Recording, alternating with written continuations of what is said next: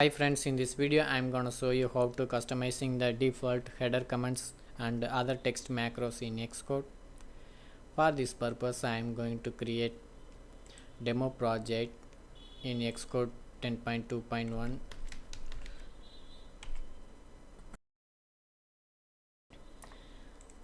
Here we can see the default header commands generated by Xcode. Now we are going to modify this part using IDETemplateMacros.plist file inside the user data folder of the Xcode global path.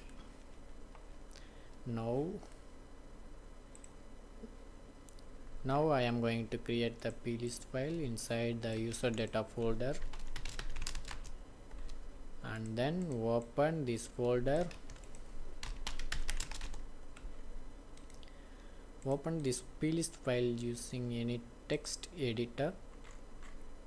I am going to use the macOS default text edit. Copy this XML snippet and modify it whatever you want.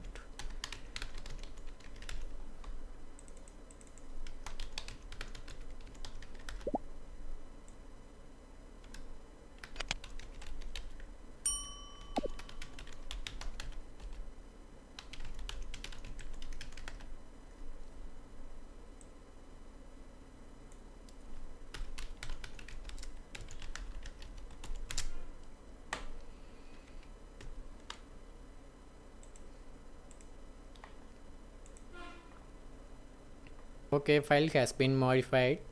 Now I am going to test the header commands by creating the test file.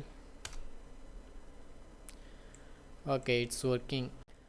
And one last thing, whenever you edit the IDETemplateMacros plist file, make sure your XML is valid, and you can find the XML snippet in this video description. Hope this video is helpful for you. Thank you for watching.